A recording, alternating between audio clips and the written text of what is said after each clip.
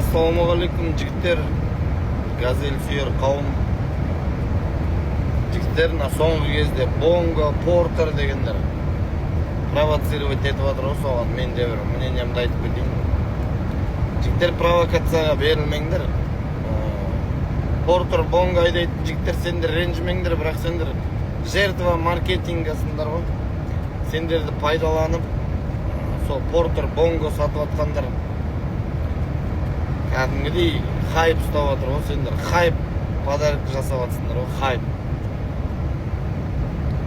Сосын жаңағы соларды сатушыларға газель андай, газель мұндай деп бірдеңен жігіттер рекламировать етесіңдер ма?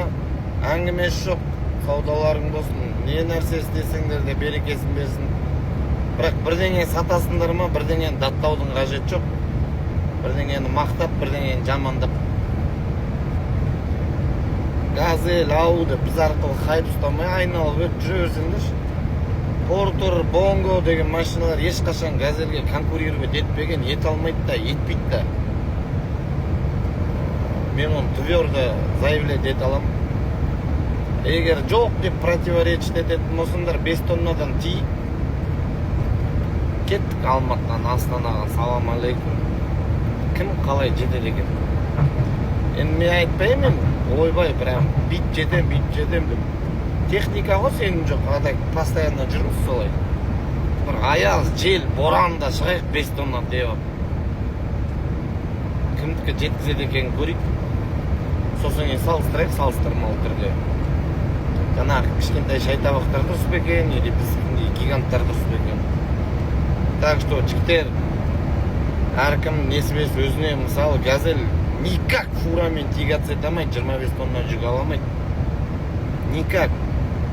Сол сияқты қайда сендерге жігіттер? Ақырындап по городу, бір шкаф, 5 коробка, 12 пакет, 25 китайский сумкаларын ташып жүре берсіңдер.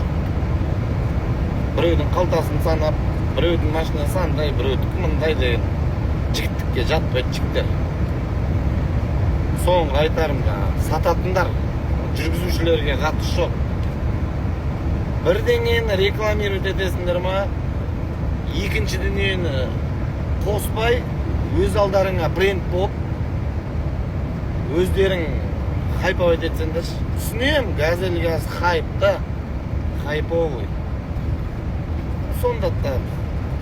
Біздің жігіттерге айтарым, ілінбеңдер провокацияларына, сендер тегін хайп беріп жатсыңдар. Жақсы, салам алейкум.